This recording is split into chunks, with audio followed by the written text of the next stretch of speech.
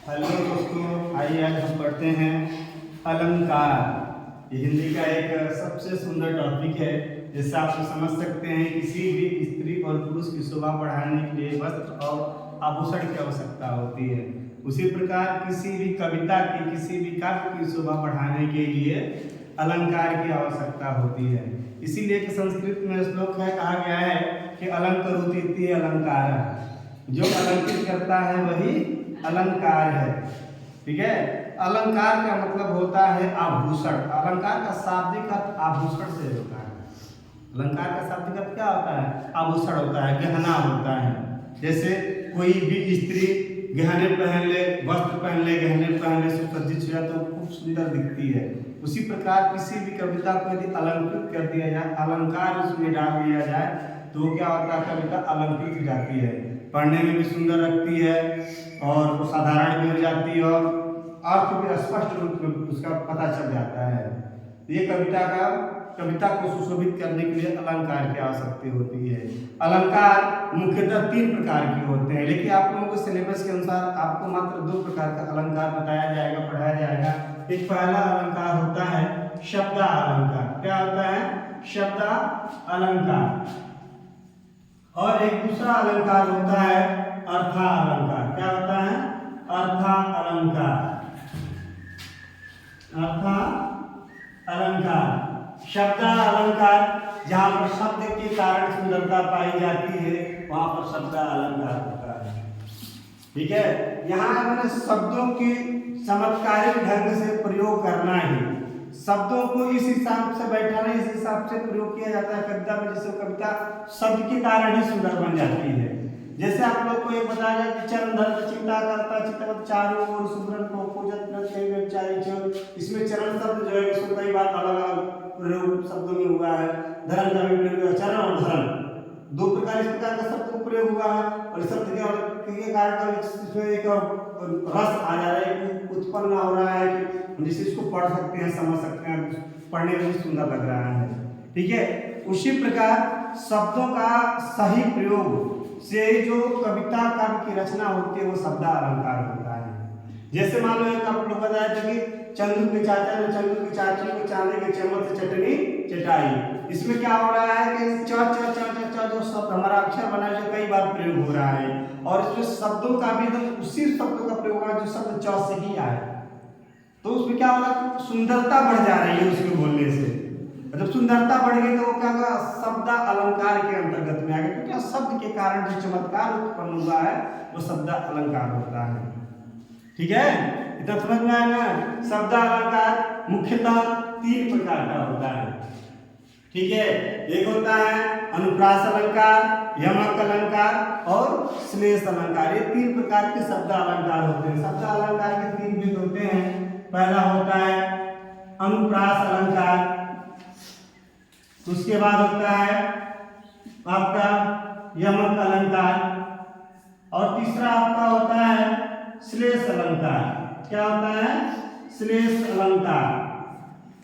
श्लेष, अनुप्रास, यमक, श्लेष। अभी आप लोगों के सिलेबस में है नहीं। अनुप्रास अलंकार के 6 भेद होते हैं। अनुप्रास अलंकार के 6 भेद होते हैं, अलग अलग 6 का अनुप्रास, लटा अनुप्रास, वृत्तानुप्रास और 3 और 4 भेद होते हैं इस प्रकार। फिर क्या आप लोगों के सिलेबस में है नहीं, तो बस आप लोगों को अनुप्रास अलंकार ही बताया जाएगा। ठीक है। अलंकार आप समझ गए, जहाँ शब्द के कारण सुंदरता पाई जाती है वहाँ शब्द अलंकार होता है। जहाँ पर अर्थ के कारण सुंदरता पाई जाती है वहाँ अर्थालंकार होता है। ठीक है। यह अर्थालंकार जहाँ अर्थ के कारण सुंदरता पाई जाती है, अर्थालंकार जहाँ शब्द के कारण सुंदरता पाई जाती है वहाँ शब्दालंकार होता है। अनुप्रास अलंकार ये क्या होता है? शब्दालंकार का भेद होता है। शब्दालंकार के आपके सिलेबस के अकॉर्डिंग 3 ही भेद दिया गया है। शब्दालंकार में के 3 भेद अनुप्रास, यमक और श्लेष।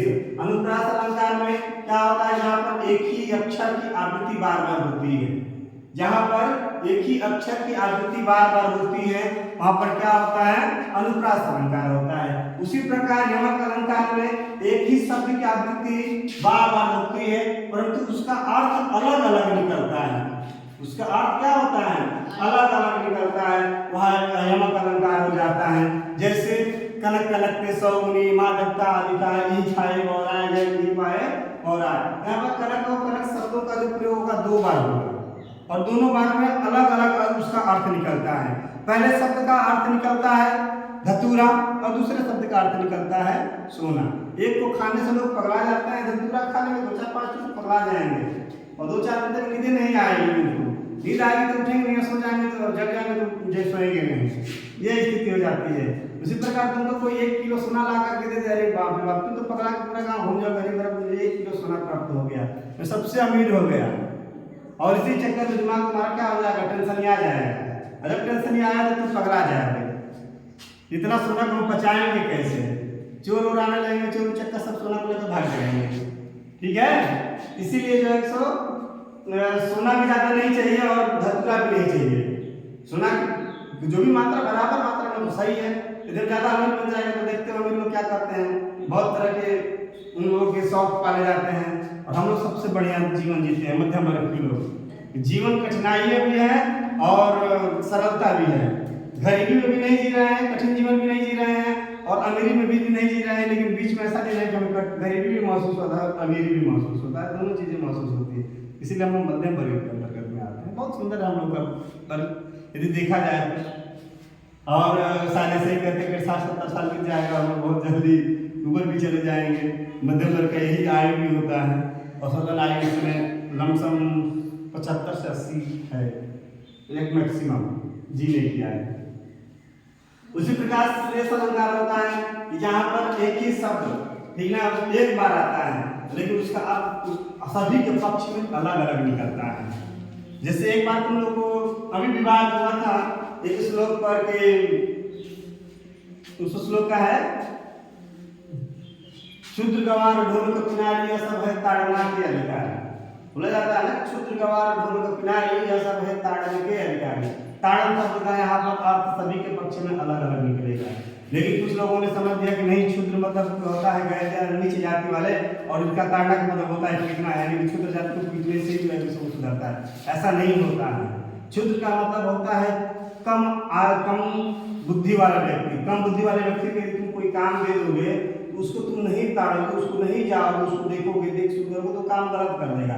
जैसे मान लो तुम नया नया कोई इलेक्ट्रिशियन आया है तुम्हारे पंखा बनाने के लिए और वो अभी कुछ जानता नहीं है, बस अभी नया नया सीख करके ही आया है, बोलोगे तुम जाओ पंखा कस दो और तुम वहाँ से चले गए। वो गया पंखा कसने के लिए और सारी साठ कर दी कि वो भी गया और पंखा भी हमारा इक्विपमेंट जो भी हमारा बर्बाद होना वो हो गया।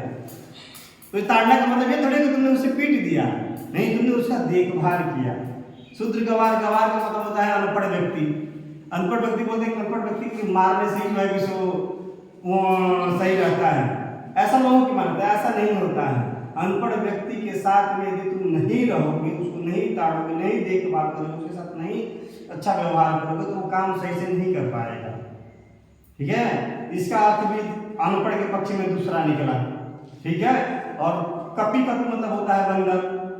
ठीक है, क्षुद्र गवार ढोल कपि नारी, और नारी को भी बोला जाता है। नारी जो होता है रतियाने के पात्र होती है, बहुत लोग कहते हैं गाँव में, ऐसा कुछ नहीं होता है। नारी ताड़ना का मतलब होता है उसको सुसज्जित रखना।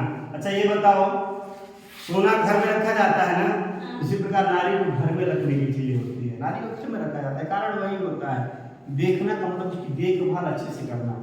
यदि नारी है, घर की स्त्री है, तो कभी भी घर की स्त्री जो है आज तक हम लोग स्त्रियों को सोना को अकेले नहीं छोड़ सकते हैं। या तो अपना सोना किसी और को दे दोगे, तुम ले जाओ और रख लो अपने पास में, बोले जाकर बेची खा जाएगा। तब उसी प्रकार एक स्त्री होती है, घर की एक स्त्री होती है, वो कभी भी सोना को लोग अकेले नहीं छोड़ते। हमारी संस्कृति ये कहती है। जैसे स्त्री होती है, छोटी बच्ची होती है, वो सब स्कूल जाना होता है तो अपने भाई के साथ लगाया जाता है, अपने भाई के साथ में स्कूल जाओ। थोड़ा सा बड़ा हुआ उसका भाई माता पिता देखभाल करते हैं। शादी वो किया जाता है किस लिए, उसका देखभाल करे, उसका पति देखभाल करे। पति देखभाल करने वाले यदि पति को कुछ हो जाता है तो जो एक उसके जो बच्चे रखते हैं वो उसकी देखभाल करते हैं। ठीक है, तो कभी भी स्त्री को ताड़ना का शब्द का ये मतलब नहीं तो पीटना होता है, नहीं, उसकी अच्छी से देखभाल करना होता है। उसी प्रकार अभी बताया चिंता करता है, चिंता मतलब चारों ओर सुवर्ण को कभी कभी श्लोक बोला हो। सुवर्ण शब्द जो आता है, सुवर्ण शब्द का मतलब होता है सुवर्ण, सुवर्ण शब्द होता है। सुवर्ण का तीनों के पक्ष में अलग रहेगा। कभी के पक्ष में सुंदर वर्ण, सुंदर शब्दों का प्रयोग होता है। जैसे कभी भी किसी भी कविता की रचना करेगा तो सोचिए कितना अच्छे शब्दों का प्रयोग करेगा, कविता बहुत सुंदर जाए। करेगा। और व्यभिचारी के पक्ष में सुवर्ण का मतलब होता है सुंदर भरण करना, ठीक है। और चोर के पक्ष में सुवर्ण का मतलब होता है सोना, सुंदर भरण मतलब कि सोना आ जाए हमारे पास में। ये तीनों लोग एक ही है, सोने कोई सुवर्ण कोई लेके नहीं लगते हैं। इस चरण धर चिंता कर 3 बार चल रहे हैं, धर रहे हैं और चिंता करते रहते हैं सभी लोग, तीनों लोग किसके लिए? इस सुंदर वर्ण के लिए चिंता कर रहे हैं। कभी व्यभिचारी चोर कभी सुंदर वर्ण का मतलब वो अच्छे शब्दों को ढूंढने का प्रयास करता है। उसी प्रकार जो व्यभिचारी लोग होते हैं सुंदर वर्ण का प्रयास करते हैं कि सुंदर वर्ण मुझे मिल जाए, सुंदर सुंदरता मुझे मिल जाए। और जो चोर होते हैं सुंदर उसको लेकर जाते हैं, होते मुझे सोना मिल जाए, मुझे सुंदर आभूषण मिल जाए, सुंदर एक मिल जाए, इसी के लिए वो चिंता करते रहते हैं, चलते रहते हैं, दौड़ते रहते हैं। कभी देखना चोर आते हैं तो गाँव में आएंगे ना, गाँव में घूम लेंगे, लेकिन किसी का घर बढ़िया है, किसी का कुछ सोना है, किसी का घर गरीब है, दिखाने के लिए बहुत अमीर है, और किसी का घर गरीब है और उसके बाद बहुत सोना दबा के रखता है। जिसका घर गरीब रहेगा दबा कर सोना रखेगा, उसी का चोरी करते हैं सब। अमीर के घर में जाएंगे नहीं, अमीर के घर में तब जाएंगे जब कोई नहीं रहेगा, ठीक है। और गरीब के घर में जाएंगे जो सोना दबा कर रखता है उसको चुरा कर भाग जाएंगे, कुछ कर भी नहीं पाएगा। मेरा कुछ करेगा तो केस क्या करता है, इसका सोना कहाँ से आया तुम्हारा, तो घर मिट्टी का है, तुम ये किया वो क्यों, 10 तरह की बातें पुलिस कुछ कहीं फायदा नहीं दर्ज करेगी, ठीक है। यही तीनों अलंकार होता है, तीनों अलंकार के बारे में आप लोगों को समझा दिया गया है, ठीक है। अब इन तीनों अलंकारों के बारे में कल आप लोगों को ब्लैक बोर्ड पर दिखाया जाएगा बढ़िया से आप लोगों को, और अनुप्रास और अर्थालंकार कल बताया जाएगा, और वो भी अलंकार जो भी रहेगा सब